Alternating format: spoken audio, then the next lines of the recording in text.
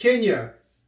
Kenyans win $1 million prize for biodegradable sanitary pad innovation.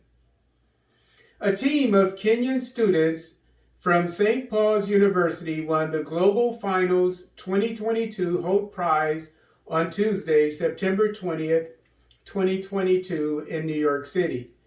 The team won the $1 million grand prize by defeating 5 other teams from around the world by entering their Eco-Bana biodegradable sanitary pads, which use banana fibers, as reported by the East African newspaper. The team members and founders of Eco-Bana are Lennox Omondi, Keylie Muthoni, Dullah, Shiltone, and Brian Ndung'u.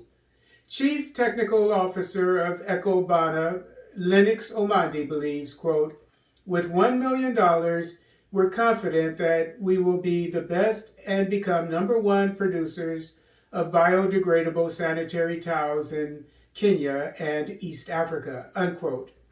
Marketing Officer Brian Ndung'u said during the team's pitch at the contest, quote, "We predict to sell more than 3 million pads, generating over $50 million and employing more than 2,000 people by 2024, unquote. South Sudan and Djibouti to lay a fiber optic cable for internet service.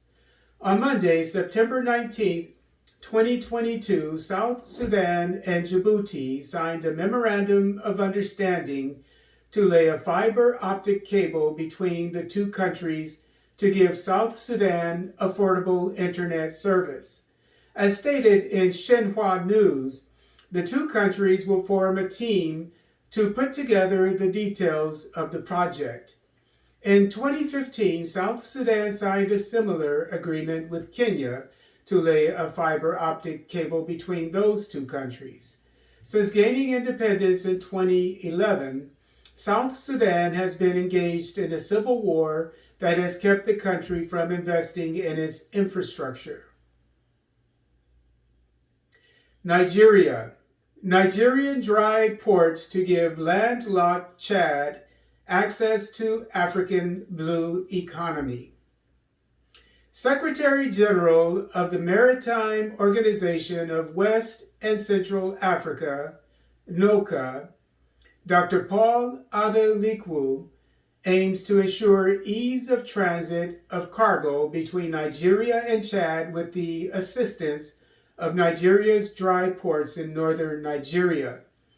As specified in Guardian Nigeria, Adalikwu has invited representatives from Chad to visit Nigeria's dry ports to facilitate trade between the two nations in the spirit of the African Continental Free Trade Area.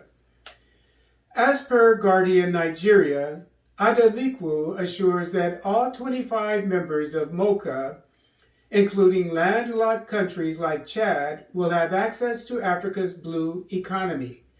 The Regional Maritime Development Bank, which is scheduled to open in just over 2 months, will doubtlessly facilitate the future infrastructure of MOCA. As stated in Business Post, the Regional Maritime Development Bank, quote, is part of a bid to increase the African continental fleet and encourage intra-African trade, unquote.